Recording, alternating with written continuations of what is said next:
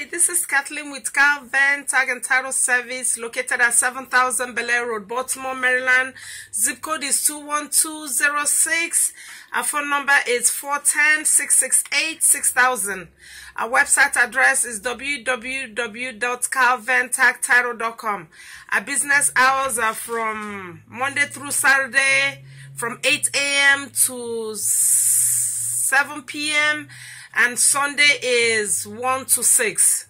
Actually, I've just updated it to 12, but let me put it as 1 to 6 because the 12, that will only be for tax season. Anyway, today I want to talk about the things to look for when a customer walks into your office. The things you have to pay attention to before registering a vehicle. First of all, when someone walks into my business, the first thing I do is to ask the customer, so what is the title? I must see the title, and when I look at the title, I make sure the title is clean and clear. See, this is my title, is the title of my vehicle, so I'm going to use this as an example. Okay, this one here, looking at this title, you see, what do you see? What have you noticed from this title now, looking at it? First of all, when you get the title, you have to make sure it's clean and clear.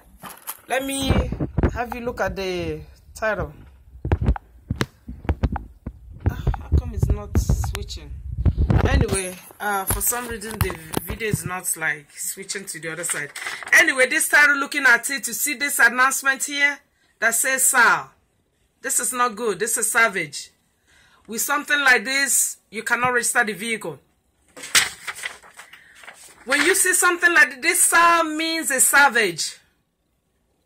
This has gone through the savage inspection, but because it still says savage here, you cannot, a tag and title agent is not authorized to register that vehicle unless MVA changes, like if they make changes whereby the system will be able to pick it up. But as for now, we are not authorized to register the vehicle. So if I get the first thing I look at when I get the title is to look for announcements. Look on it and then look for liens if there's any. And then make sure on the back of it, and make sure that the seller signs and the name is printed, and also the odometer and then the price. Those are very important, because without these things, you won't be able to register the vehicle. So first of all, since this has savage here, there'll be two options. I'll tell the customer, if you have the time, you're free to go to motor vehicle to process it. If you don't have time and you'll be working, then I'll go to motor vehicle on your behalf. So if the customer says, they want me to go on their behalf, then I give them some forms to fill out, depending on what they're trying to do. If they have the Maryland safety inspection, then I give them VR. Hold on.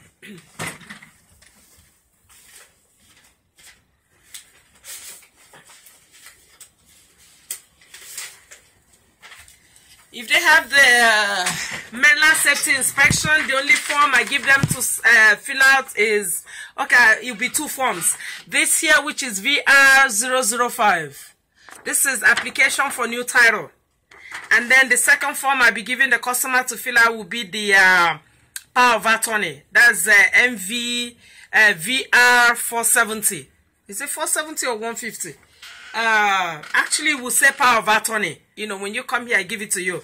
So I make sure the customer signs I make sure the customer, fills her information, his or her information on the back of the title. The first one here will say name of buyer. The customer will print his or her name. The address, make sure you put the current address, because whatever address you put here is what we validate in the system, or what we enter, that way you'll be able to get the title. And also the mileage, make sure the mileage is there. Put the mileage. Over here you put the price, the purchase price, and then below it is the date. Over here, but then the seller must have signed. The first two lines will be seller signature and then printed name of seller. And then below it, below seller's printed name, then the buyer signature on here. And then the printed name. If there are two owners, if there's going to be two owners, we need the other co-buyer to sign below and then print. No, below is the printed name, and then above it is the signature. But if there's only one buyer, then we make use of this one. The first one, the first two, the last two will be for the buyer. So you print, you sign, and then print your name. If you're doing historic, then I make you fill out this part. But if it's not historic, okay, usually whenever we go to motor vehicle, if I don't get this fill out, MVO is gonna return, it's gonna send me back. So I make you fill out this part. This part is you putting all your information, including insurance. You print your name, you're going to repeat your name one more time. You print your address again, and then the next line will be asking for your driver's license information. So you put your driver's license information. Then the other one will ask, is there a lien? If there's no lien, just put none. If there's a lien, I need the lien holder information. Anyway, yeah, you fill this part. I don't want this video to take too long anyway, but it's not one of the things, you know, I try to show today. But whereby the customer doesn't have the mainland safety inspection, then I have the customer fill out VR005 and then VR129. The 129 is the inspection waiver. This one is waiving the inspection until the 30th day. So that's all about the title. And also, when I'm registering the vehicle, after, you know, I've verified this information, then I have the customer sit down. The customer will fill out all this information, name, address. If I'm doing 30 days, then we use this, just this part, you know, just this one. But if we're doing historic or it's gonna be a gift, then we use we fill out this part and then fill out the section below. So, but if it's just a regular 30 days, then I use the first option here. And also, what was it I was going to say? Yeah, so when I'm registering, okay, once I've made sure the customer has filled out this information, then when it's time for me to register the vehicle, all I'll do is put the customer's information, then the VIN number. When I put the VIN number, I have to make sure the VIN number matches with what's on the VIN number matches the make and model of this vehicle. And also, when you're registering a vehicle, do not use the bill of sale to get the VIN number. Make sure you use the title. The title is the certificate of ownership. If this title is wrong, then you don't have to register the vehicle. I remember one time I had a customer who came here. I put the VIN number on the title. I didn't get the information. It wasn't pulling up the information, because one thing you must know is that whenever you put the VIN number and it doesn't put the make and model of the vehicle, there's a problem. It's either you enter the VIN number wrong incorrectly, or it's a fake title. That's how we know when it's a fake title. So I had this customer that came here and was trying to have me change letter B to 8. I said, excuse me? I said, sir, I am seeing 8 here. The title says 8. And he was telling me, oh, my insurance company, when I gave the insurance company the letter, the B, they were able to find the vehicle. I said, sir, I am looking at this title. Thank God I had number 8 on the title. It was trying to have me change A to B. No, it was B, and it was trying to have me change it to 8. I was like, excuse me? The title is telling me it's B. Thank God I had number 8 on the title. I said, sir, let me come closer. Because I noticed when the guy came, he kept talking, and he was talking to confuse me. Or maybe he thought I wasn't paying attention to what I was doing. So I said, sir, can you sit down? I will come back to you. Because when I'm registering a car and someone is talking, it's a red flag for me. I know this person is trying to cover something up, so I'm more careful. So he kept talking, oh, no, you have to take the VIN number from my insurance. I said, no. The title is what is telling me whether it's, if I'm having trouble with this title, that means the VIN number, something is wrong with the title. So we argued and argued. I said, sir, I'm sorry, I will not be able to register the vehicle. I said, I am looking at what the title is telling me. The title is telling me is a B. And you're trying to have me change it to 8. I said, look at B here and look at 8. You see, they're different. They're very close. If you're not careful, you miss it. He was trying to convince me. I said, sir, sorry. This is a B. If you see it, it's different. And 8, if you look closely, you see the difference.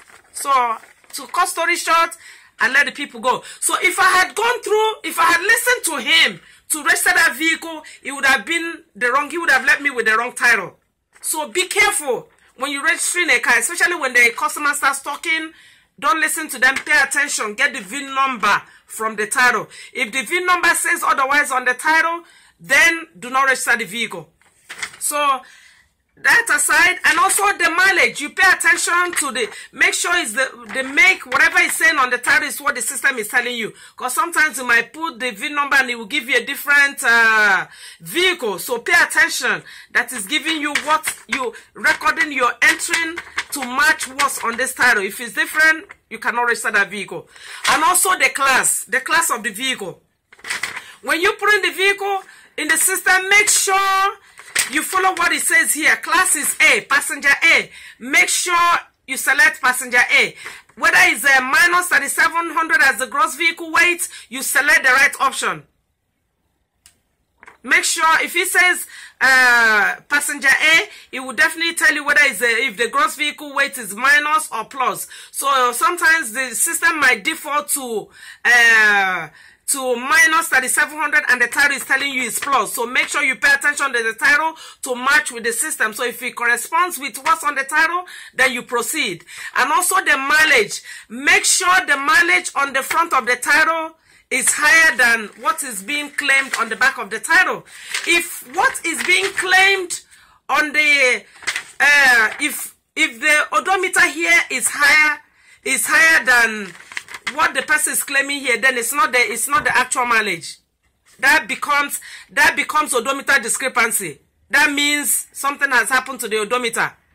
Is that either they tampered with the odometer or there's a discrepancy. If there's a discrepancy, or maybe where there's a discrepancy, if it's not in operation, like the odometer is not operable, then you select not actual.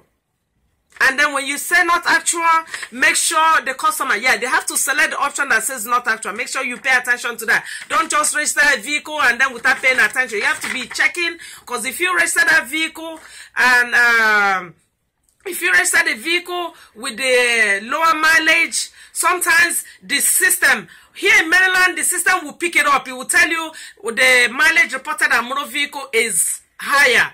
The system will block it. But if it's an out of state, that's where, if you're not careful, you skip it. Out of state will not give you that notification. So pay attention to the front of the title. Sometimes the state will put, the state of that title might put asterisk, asterisk, say not actual, for you to pay attention that what's reported. Because sometimes it could be not actual on the front of the title. It might say not actual here. So if it says not actual here, make sure whoever is filling out the back of the title must select not actual. Sometimes people don't pay attention. It will say not actual here, and then they'll register the vehicle here as actual mileage. So be careful, because when things like that happens, it's gonna put the vehicle back on the regular book value. When it's not actual mileage, that brings the vehicle. That's an announcement. That brings the vehicle, the price of the the price of the vehicle to be less. It's less than the book value because the odometer has been tampered. That's an announcement, and that brings the book value of the vehicle. Sometimes people tamper with it intentionally, and sometimes the odometer might not be operable. So if the odometer is not in operation and they change the cluster, you must fill out this on the back of the title and make sure whoever is selling that vehicle to you is telling you this is not the actual mileage. They might use TMU. What is the meaning of TMU? True mileage or none. If they say true mileage or none, you know that this person is telling you the truth, that the vehicle has been... this guy is going to interrupt my... I've talked through my lungs for almost 14 minutes now. Somebody's coming to...